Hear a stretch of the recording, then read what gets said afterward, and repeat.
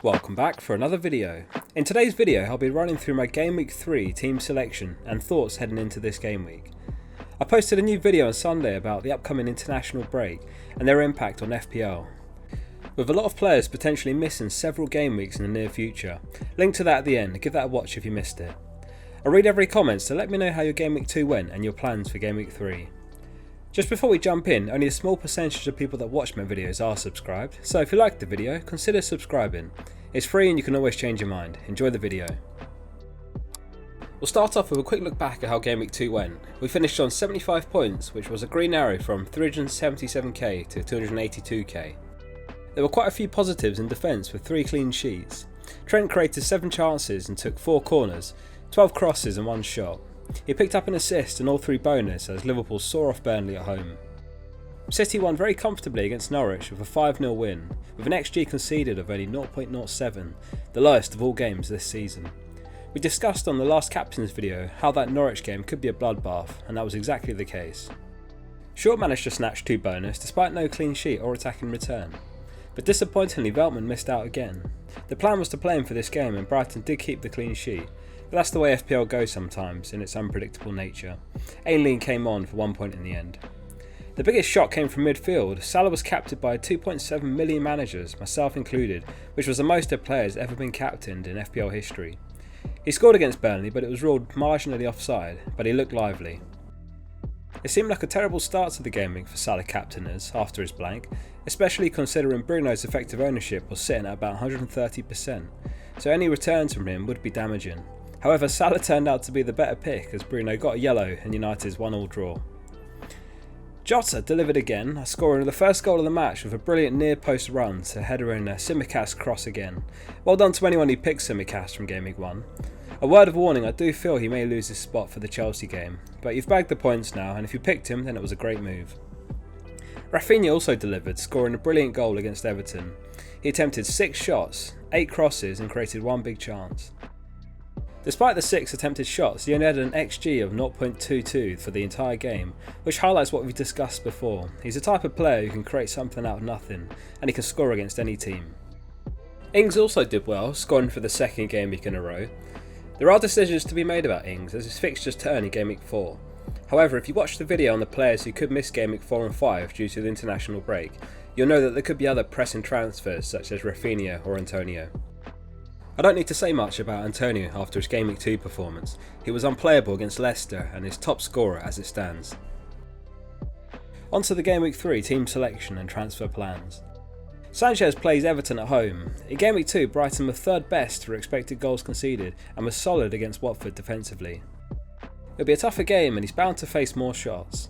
If he can keep a clean sheet plus rack up a few saves, it could be a terrific game week for him. Trent has a tougher Game Week 3 fixture too, playing Chelsea at Anfield. Over the first 2 game weeks, Trent is first among defenders for expected goal involvement with 1.36. It should be a tight game. Both sides will be aiming for the title this season and it could end up a 1-0 or a 0-0 type of game. Cancelo faces Arsenal at the Etihad. He had a relatively quiet Game Week 2, starting in left back while Walker came in at right back. Arsenal had the worst expected goals conceded in Game Week 2 and have the 3rd worst of the season overall. Arsenal are yet to score or even pick up a point this season. Ben White is also expected to miss out in Game Week 3, so it's likely that Holding is filling in at centre back again. Luke Shaw faces Wolves, who are another side yet to score this season. That said, Wolves have been more unfortunate, having taken 42 shots with an XG of 3.15. It could be the first starts for Varane and or Sancho. Varane is an upgrade to Lindelof and that should improve them defensively. Jimenez will be desperate for his first league goal since October 2020 and there'd be no better time to get it than in front of fans at home. It could be a tougher game than it looks on paper. Ayling completes the defence. He plays Burnley away and gets the nod over Veltman for Game Week 3 to avoid a riskier Brighton double up in defence. Ayling scored an outstanding goal in Game Week 1, so we'll hope for another attacking return from him, but even a clean sheet would be excellent. Salah starts in midfield after a frustrating blank in Game Week 2. It'll be a tough game against Chelsea and his chances of a return are certainly lessened, so for the first game of the season the armband has been taken from him. In the same fixture last season, Tuchel's Chelsea won 1-0 at Anfield. Bruno plays away against Wolves, who will be desperate for their first points of the season.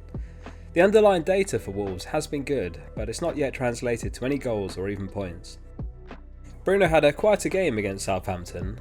We talked about how his sensational Gameweek 1 was likely to regress to the mean, and it certainly ended up the case at the opposite end of the spectrum after his one-pointer. There's every chance of another Bruno haul in Gameweek 3, and we'll certainly be hoping so. Jota also has the Chelsea game. That's Jota with a J, not a Y. Thank you to those who have corrected my pronunciation. I'm sure it won't be the last one I pronounce wrong. There is some concern with Jota that he comes off early or perhaps doesn't start. The initial plan was to hold on to Jota if Firmino was called up to international duty. However, there's reports that some sides, including Liverpool, have refused international duty to their players, so Jota's on the chopping block. More on that later. Rafinha plays Burnley in Gameweek 3. He rescued a point for Leeds after his brilliant equaliser in the 72nd minute. Burnley is second worst for expected goals conceded over the first two games with 4.5g XGC.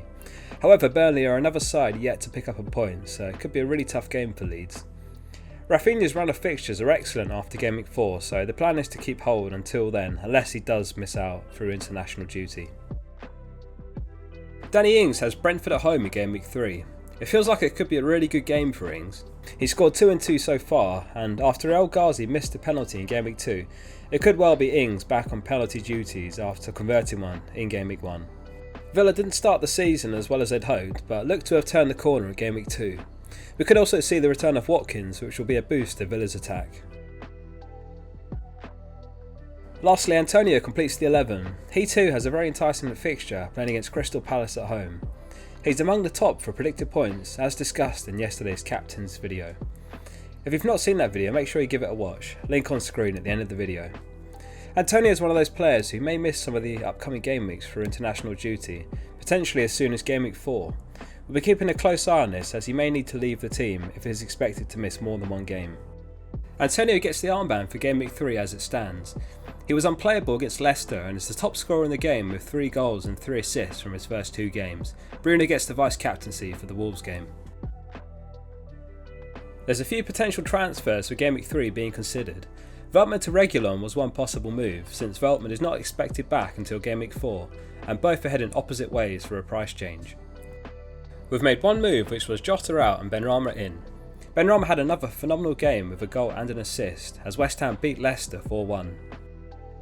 Even after his price rise, he's terrific value and guaranteed another rise before the deadline.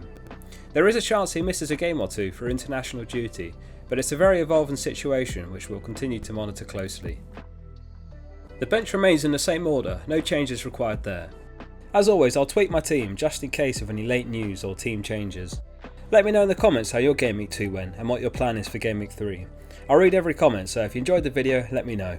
Lastly, please remember to like the video and hit subscribe to support the channel.